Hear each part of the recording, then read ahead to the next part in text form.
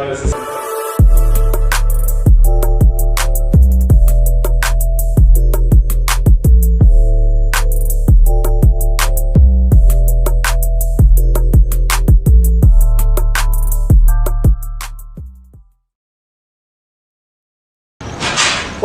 up, Machita boys and girls, ladies and gents, everybody. Welcome to another special edition. This is your favorite #1 podcast, The Talk with Obee. Another season 2 with a bang.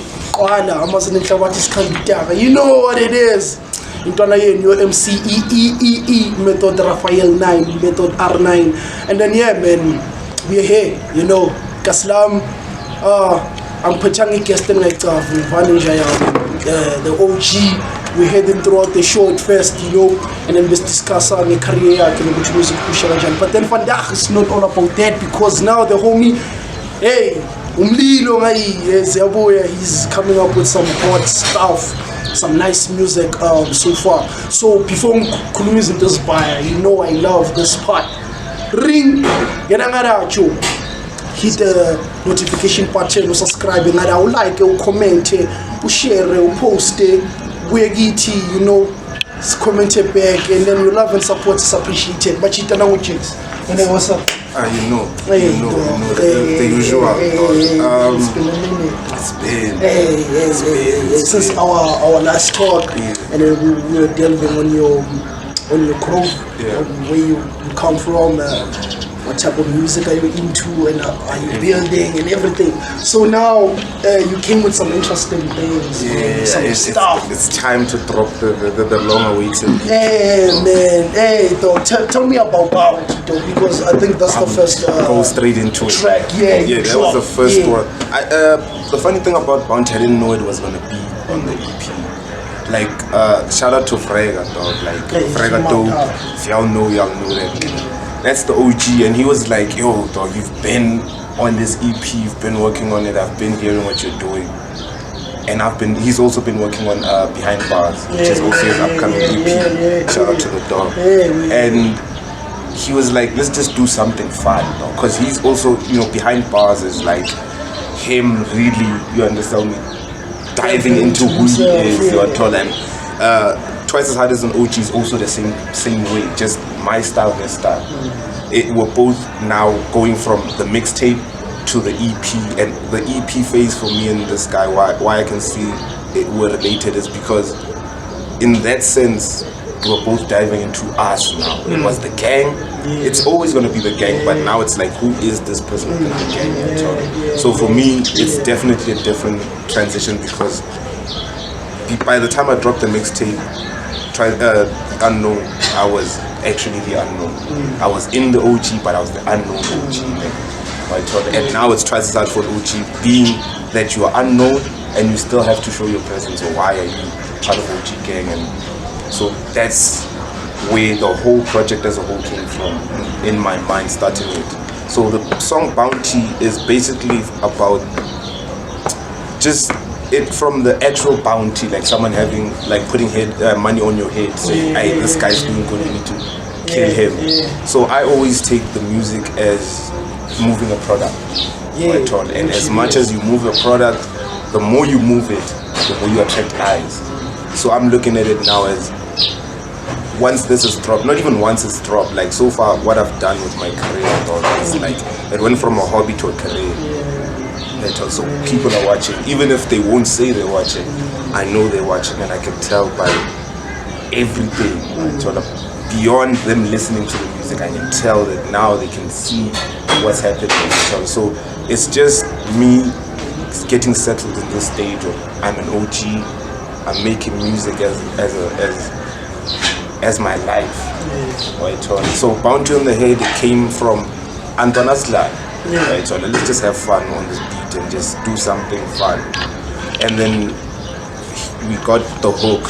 I got a brownie on my head, I'm having fun, these niggas want my head gone. You understand? So it's literally like that. I'm having fun in the studio, but they still hating on the fact that I'm doing something I enjoy. So it came from that, just the homie, not the homies necessarily, but when I say the homies, I mean just the people in the hood that you know and that know you, and they know that you do this to this extent, but they won't retweet, they won't tag you, they won't go crazy. They'll listen to it in the closet, but they won't until someone of high stature comes to and hey, that do this. So twice as hard. Bounty on my head for me was being that stamp, or I won't wait for you to give me the crown. I will take the crown and I'll say, I'm here, come try, right? Because at the end of the day, hip-hop is a competitive sport. This thing, we just want to make hit records, and we want to do that, but like, I mean, where's the bar? Right? And also in the same atmosphere, right? A lot of, well, not a lot, but the one that I've heard project this year that stuck out was The Soil by PTY. Soil, bro. That was like, okay, I repeat. And then also gave me that thing where like I was already in this. Now there's like big artist that's doing that. So for me, it's almost like a cosign of the mindset where I'm at. You know what I'm talking about? Listen to that shit. Listen, yeah. You have to, dog. Like, it's nice. I played it back and forth, and it's still like, okay, this is hard. It's not pop records, you know, matter the way the music is. You hear the music, you hear the lyrics, you hear the mindset, you hear the attitude, and I was like, okay, this nigga's at peace with what he's doing. He doesn't care about the big hits or whatnot. He just wants to make this shit, and that's the mindset I was in. So I was like, fuck it, let me just turn up everything. Like, as much as Bounty wasn't supposed to be on the project, it's such a good song, just being a song, that I have to bring it into this, because Twice as Hard for an OG is like, as much as great music can come from me at this point, until as much as I can make great music, I've tried to put that into one EP. And the reason I made an EP, not a longer project, is I was still going back and forth and finding the correct sound, the correct feel, the correct everything, right on. And then that led me down on a path of finding the person that I've been using his beats for, like, because I use downloaded beats for those that download. So I finally got the producer that makes most of the beats that I enjoy, like Live, the song Live. It came from this dude called Pacific, so shout out to Pacific. I emailed him and I told him that I've been working on your shit, I've been jacking it. And it's like, I sent him my music, the ones that I've worked on his project on, and he sent me back and he was like, you got my clearance, because that's what I wanted from him, the clearance to actually now publish my music and put it on Spotify and all these DSPs. So when he gave me the green light, it was like, okay, there is no turning back. So when you drop the EP, are you taking it to that point where you want to, like, I want to put it to out? Spotify and iTunes, or you? I have mixed feelings, though. Like, I have mixed feelings because, again, he's not the only person I took the beats from. Like, even the lead single, which is technically Free Art, that's Georgia Smith's sample. Right? So I can't necessarily put it on that platform until I get everyone to clear me, and some of those are not going to respond. But from this point forward, I will be using H2O beats, which is OG producer, and Pacific beats, and on that level, from this project going on here, I will be putting it on that platform. And I think that's also some of the things I go into when I dive into this EP, because a song like Mr. Love Art, that's literally, the Love Art is my company, is where my masters are, is me. That's my ownership, that's my baby. So me saying Mr. Love Art is just showing you that that's the next move. Right? So I don't have any other moves other than making this legal, because I'm already making the music. I'm already grinding, I'm already creating everything an artist should be creating. So the next step is definitely taking. Can you quote some of the lyrics through the song? Mr. Love Art. Yeah. Okay, the lyrics won't necessarily show you that I'm being a businessman, but it's more of a poetic license. Like when I say something like, there's a line that I say in the lyrics where I say, sorry. Yeah. I say something along the lines, not to just detach myself from this and read the lyrics. You can read. You can because it read, just man. feels like it's all like dysfunctional. Or did he write those lyrics? But No. I did write the lyrics. I saw it. No, it happens to the best of us. the best of us. Yeah. So okay, even from the hook.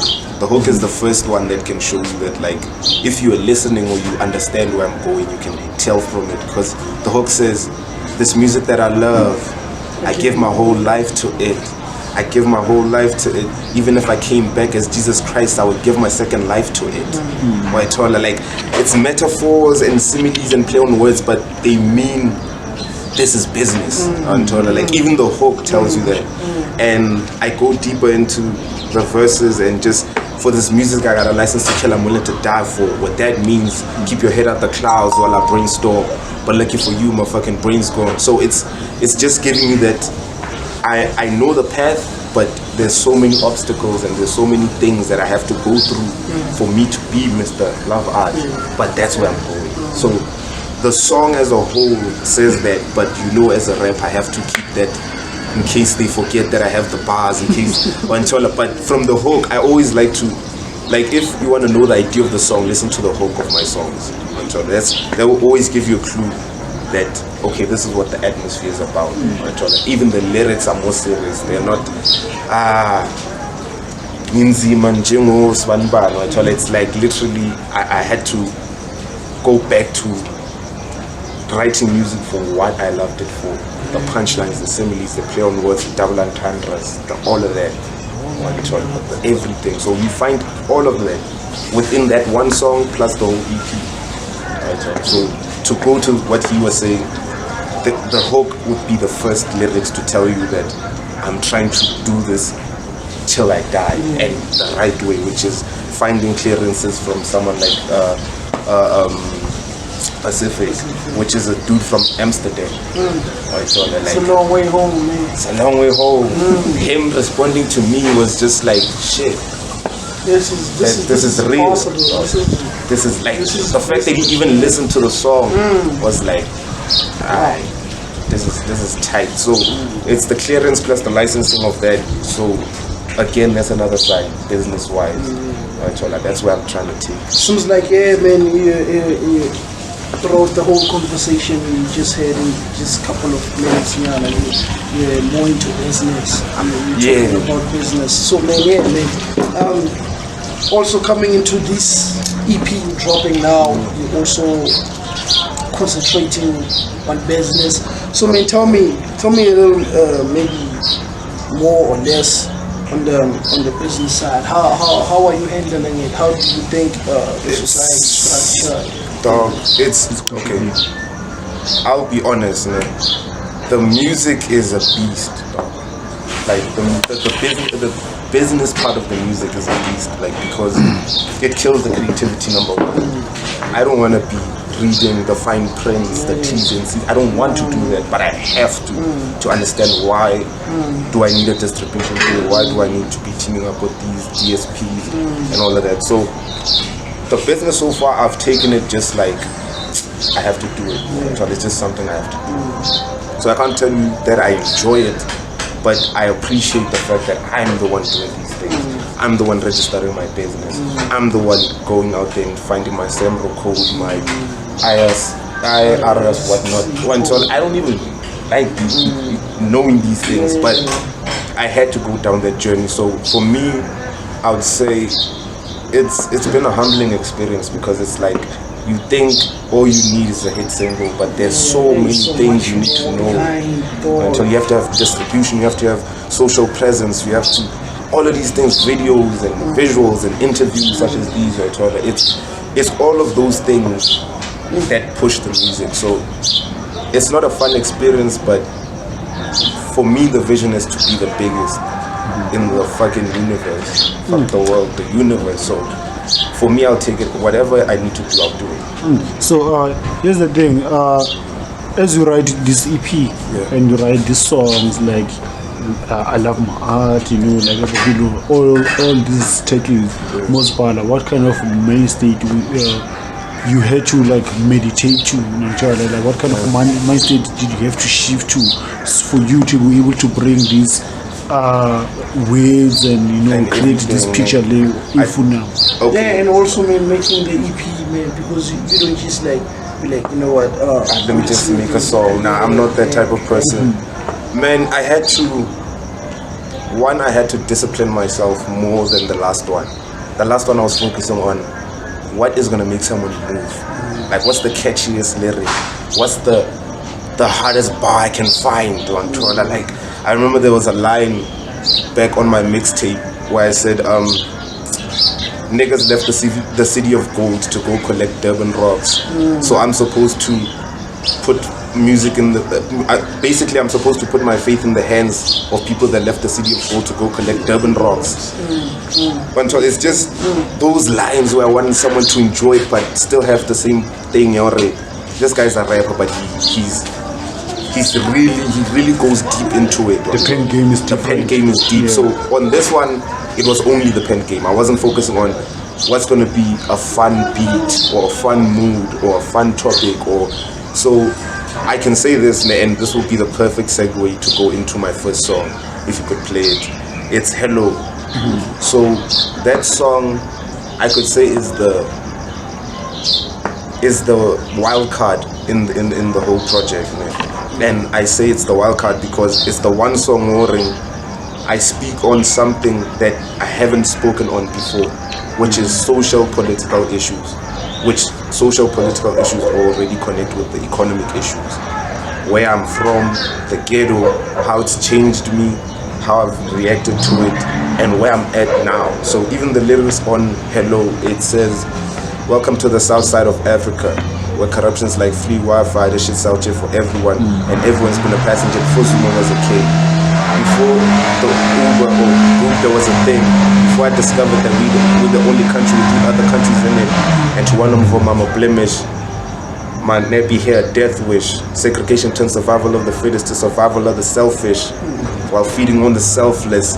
While my generation is trapped on phones, even if you try to break them out, they brainwash to get they self fixed. So you can tell that I wasn't trying to, like, even the rhyme scheme is not fun, gun, bun, slan. It's this project for me is, of course, I have to consider that Soul has been out longer than, but this project for me is the best project, not of this year, but of South Africa, because it speaks about me, but about the whole world at the same time. Because as I told you from the last podcast, or at least the last episode I was on, I speak as if I am Earth. Right? Even when you check my logo, it's me on top of the world. And that's kind of also like a symbolic metaphor when I'm saying where it's going from the world being on my shoulders and me sitting on top of the world and actually seeing, okay, what is the problem? Let me pick this out. So the project, dog, the difference between this one and the last one, I didn't care on who was popping, what was good, what was bad in my music. I wanted to make what I liked for the first time. I wanted to make things that I would listen to 6 years from now and say, okay, that was very therapeutic. That was something getting it off my chest. So that's the biggest difference between anything I've ever worked on and this one. Even there's a song called I Can, which I featured Young Mo. You understand me? And that one speaks of how, you know, I was in a situation with a girl, and, well, on my lyrics at least, how I was in a situation with a girl and, you know, she ended up falling pregnant and she wasn't ready for it. And she did what she did. And I'm speaking on how that affected me, but from me explaining it to this child on the other side of the life, I told them that's what the lyrics are about. So I thought, like, because breaking up the cornhole, I was there when the session was on. So man, like, I never thought like I went you are writing through like a personal experience. Yeah, everything for me, it's personal, but I understand why you don't understand that it was me, because how I make my lyrics, I don't want you to listen to it and say, okay, this is just about him.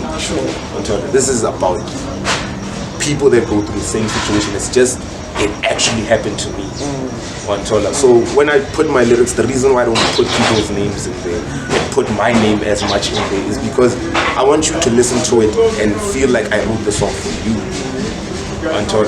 So also, music is the only place I can actually be that honest. So imagine if I never made that record, you would never have known about the story. So those are the type of things I can't speak on much in real life, but I can say everything to the mic, because the mic won't ask me, then what did you do, and then, judge me, it's just there to listen to me, and then I can say whatever I want to say off my chest. And how you take it, because there's someone that can be like, but you didn't step up to say, no, don't do this to the child and whatnot. But again, when I put it on the music, I give you what happened and how I reacted to it, and my reality, not what you think could have happened. Even in the lyrics of that song, I say, the fruits of my labors should have been fed to you in a silver spoon. At least that's how it could have been. That's how it would have been. That's how it should have been. So it's that coulda, shoulda, woulda. I'm giving you that, like, I've thought of all of those things, but at the end of the day, we got to this. So it's not me conversating to you necessarily, but it's me speaking to that daughter or that child I could have potentially had, and talking to them from the other side. It's not even that it's not me, it's not you, it's not your fault that you're there, and it's not her fault that she wasn't ready for it. She wasn't ready. But again, it's not your fault because you didn't ask to be there. I just feel like it's more or less like I was saying this is my fault, and I was apologizing to that person on the other side of the fence. Because man, like talking about it, me and my homie, we had a conversation, I think it was 2 days ago. Yeah. And then we were like, analyzing this life thing, man, and we're like, in life, dog,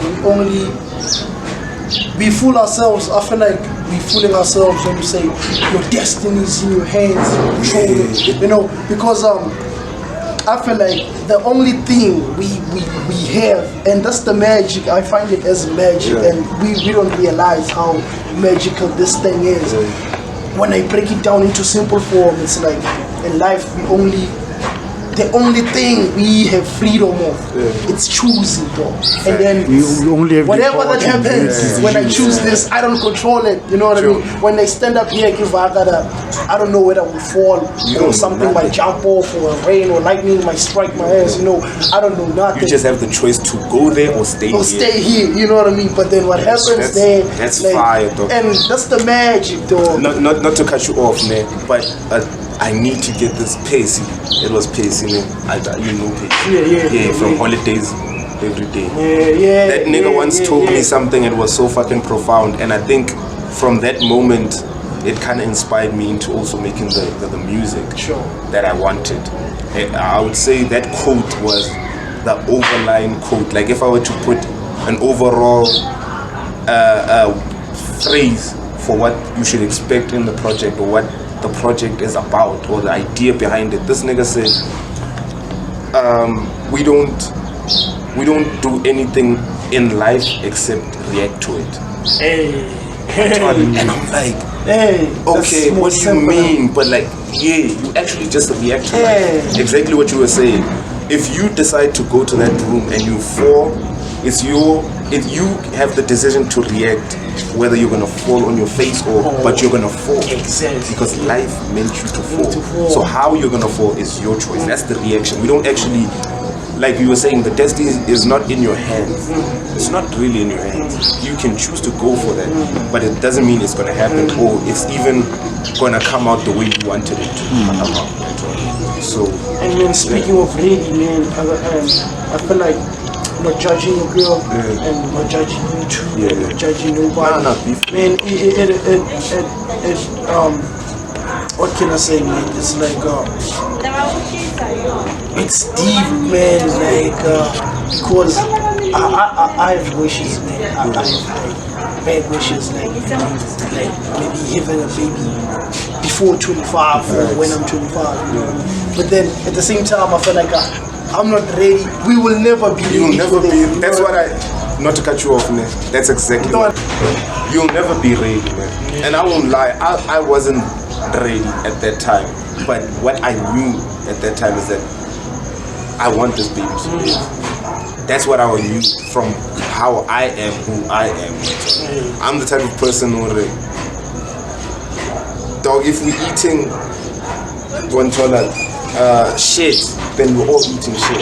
So whatever we're gonna eat, I'm gonna eat with that. I feel like we also, like sometimes we are scared to take a decision, which is like, when I look at my household, like being not rich, right? But then we throw food, dog, meaning there's still space for someone else. Whatever you thought you didn't have space for, you have that. Because, you know, we do, man. Whether you're rich or poor, you still have those moments where you could say, I'm poor, Mara, I'm not as poor as this guy. Mara, I'm still acting, or I'm doing things that he would say, hey Joe, you're rich. You're throwing away a slice of bread because it has a little bit of but again, it's just like everything else in the world, everything is just relative to your situation. There's some people that even if you'll be poor to the point that he's a street kid and he's whatever, he will never eat rotten food. There's just people that it's in terms of morals, and even with going back to the situation of my ex-girl and that situation, that was more about her than the baby, than myself. That was her decision. That was what she felt like would be right for her, and I can't judge anyone for doing what is right for them at the first place. Because at the end of the day, that's her body. Ndana, speaking of body, you just got yourself a new tattoo today. Yeah, I just got another one. This was the first one. This is inspired by ancient Egyptians. So if you're into your ancient Egyptians, and like I believe in the Most High, of course, but you know, I do also believe in ancestors and ancestors from my own tribe, and as well as ancestors that have been here before us that have left much more knowledge than we'll ever, understand, and hieroglyphs, and just the fact that ancient Egyptian, I feel like it is my identity, and I also reference that a lot in my music now, because I also had to go back, as you were saying earlier, what was the mindset, it was finding myself, like really finding myself, and there are things that were cool to me 2 years ago that are not cool to me now. And for me to work on this project, I had to go into what I find interesting, what I find cool. I've always wanted to have a tattoo, so I was like, you know what, fuck it. And not to go too away from the topic, but the bottom line, I wanted to make something that I liked, because I feel like my whole life I've been living either on what my mom wants me to accomplish, what my homies want me to accomplish, what my girl wants me to accomplish, what the society wants me to accomplish, what success is to the society, what this is, what that is, but I never sat down and said, Mara, okay, what do you want?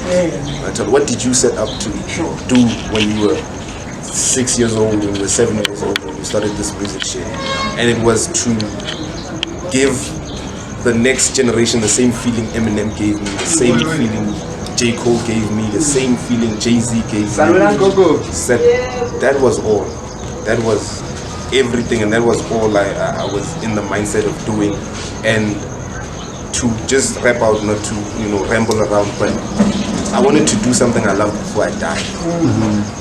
Like, that's the honest truth. Like, if you listen to my music, every verse, every hook, every song, I write it like this is going to be my last. So then, speaking about the EP, what could be your most favorite, or maybe like most sensitive verse that you went to put onto that project? Verse I like, man, I think I like the verse on Lie. There's a song called Lie, and it's the verse on there. It literally speaks on. Okay, let me just go into the verse. Okay. I say, hello world, this is Jinx. I'm here to tell you what the business is. Yes, I was born broke, but I was raised to fix.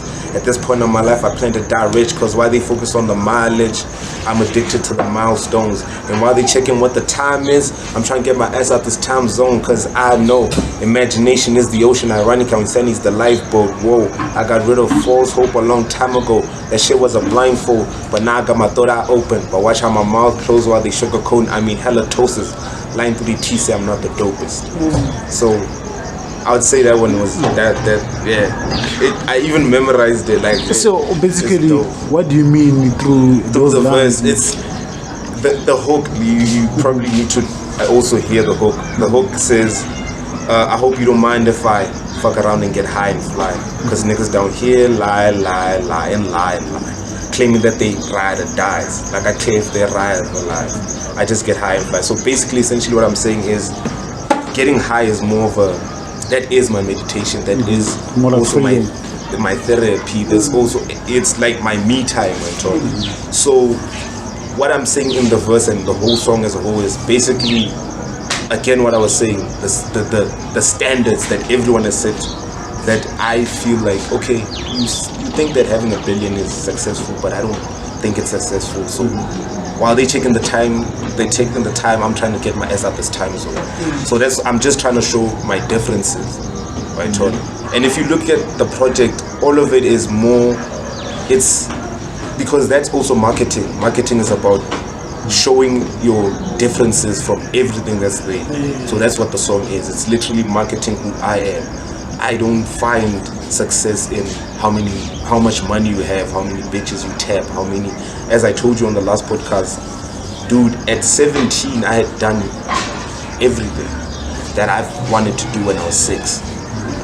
I had found a producer, I had found a gang that makes music, I had found the chick that I gave my heart to, I had found all of these things on top of. So at that point I was already successful. I think that's why everything I do now, it's like I do it as if, what happens if I die tomorrow? Because I've already done what I've measured as success when I was 17. Of course now I have more metrics of success, but what I've found as happiness, I've already found it at 17. So that's what the thing, that verse is more or less saying, fuck everyone, I'm gonna do what Jinx likes. So do you kind of like have a verse that maybe strictly speaks about love or relationships? I tried not to, because I had so much on the first mixtape. I had Mutual, I had For You Girl, I Hate How I Love You. I had so many love records, and even the gang was like, I'm the one now. Yo, Adele in this. I think that's easy, man. You hard crash. Because I also dropped something like. I don't remember. Yeah, man, it was like hard touching them all. That season. Yeah, so man, you just dropped one of the singles that will come out from the EP. Yeah, which is. So when will they expect the EP? The whole project? Yeah, man. Again, dog. As I was telling you, like now I'm on this business tip, and I realized that sometimes I have to step away from the artist and be the businessman. And as the businessman, the single hasn't done enough for me to put out the EP on tour. So as the artist, I've wanted this. The day I dropped the single, I wanted to drop everything. But I was like, nah, I need to drop a single just because that's the kind of format that I also enjoy. Give them something that they get to understand. Okay, this is what the project is about. Then you can decide, can I go and get this project or not? So at this point, I'm just waiting for the demand. Like as I told you, I move music like it's a product. So without demand, I can't supply it. But hopefully, because I have this thing in my head where I want to drop a project every year, so it's definitely going to be this year. It's definitely going to be this year. As much as it's the end of the year, probably by the time they release this, it's gonna be out there. That's why I'm so free this time to say the lyrics and whatever, because any day now. Because the fun part about being the artist and being the CEO is that you get to decide when it goes. Yeah, so yeah, it's only just finalizing that. So yeah, oh man, I don't know if I have more, because like, hey, we are so into this, and we don't want to give them too much. Yeah, because there's still more to come. You know what I mean? But then it's nice to like having you throughout the whole show. You know, like being you are. I guess you are the first guest for us having in the show that like came back again to the show. Yeah, nah, right. I'm forever come back. Yeah, man. It's like maybe we would love that as you become that special that guest who analyzes. You know what I mean? That comes through and just pops up. You know what I mean? Shake the crowd up. I'm forever gonna be like, this is fam, dog. For me, this is not even an interview. This is just me catching up with the homies. Yeah, because the last time we sat down and spoke was the last time we were on air. And that was the real time to talk. So for me, I'm always gonna come. I'm probably gonna be the person that comes here the most. Most definitely, man. So I'm always gonna be here. Yeah, man. Because as I've said, man, like what I love about this show, though, it's like we get to meet legends in the making. You know what I mean? All of you who came throughout the show, man, I consider you all as legends. Even the girls, girls. Joe, I've just watched the last one. Wow, man. Like this is the one podcast during like outside of Mac G and one of those that are already. This is the one that I watch, like, I have notifications. Yeah, and it does. Because it's really, I like what you guys are doing. And it takes, you are also an artist. You don't want to be here talking to other people unless you actually love the music. So the love you guys showed me, I was like, since day one, let's do this. Let's do this. Don't kind of like sends me screenshots to say I've done like a reminder of the next episode or whatever. I'm like, yeah, man, this is your number one. I like one thing I want to point out. I wanted to tell you off air, but I will just say here, the thing that you're doing. I think you did the Humor Secular. It's almost like a mini docu-series about his life, and you also did one on who's this guy? That's the one I haven't finished watching it, but that's the one I think that's the first person you did. No, the Humor Secular, it was a piece that I wrote on him, what's this? There's a lot because maybe then I'm behind. No. You are correct. I just forgot who it is because it has been done. When you did that, I was sitting back and I was like, I don't want to guess myself, but I can't wait to a point where I've done so much that he needs to do that for me. Until like having that thing where like he works with people that are going to be the greatest and the greatest. So you can already tell, okay, this guy's bringing this type of energy to it. I have to have this type of energy. I have to bring out this type of quality music, quality information. So I'm going to be here a lot, but I'm always going to have something to leave you guys with, even if it's not music. For sure, man. You can life, you can our social issues, our politics, everything. Yeah, we should catch up on a lot, man. Just that special place whereby when it's a show where we discuss some of the whole politics and education. Of course. And I'd love to delve with you through education because he's into teaching. So, yeah, man, and which education is it's fucked up. Like cops shooting kids for going to school. I think there's a lot, man, to discuss. There's a lot of things to talk about, though. There's a lot of things to talk about. Just give them your handles quick. My handles, Instagram, it's Mr.Loveart. That's Mr.Luvart. And then Facebook is Jason Moody. That's my personal page. And then on Facebook, my business page, that's Love Art Entertainment. So that's LUVERT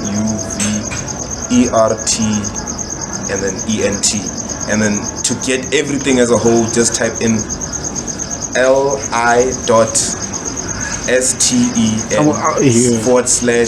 /OG Jinx, man. Jinx, That's when you're gonna get everything. Hey, Babugeli, man. Thanks, man. This is our wrap up. Siavala Fandak. It's been a wonderful day. Your love and support is highly appreciated. And then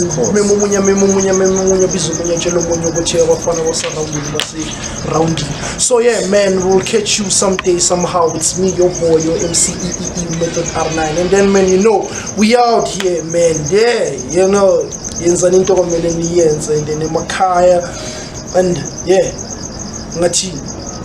One thanks, one love, and this party grand, Magabe, Yobshire, you know, Ngobanyaz, Ngama Friday. So yeah, man, this party grand, and then yeah, man.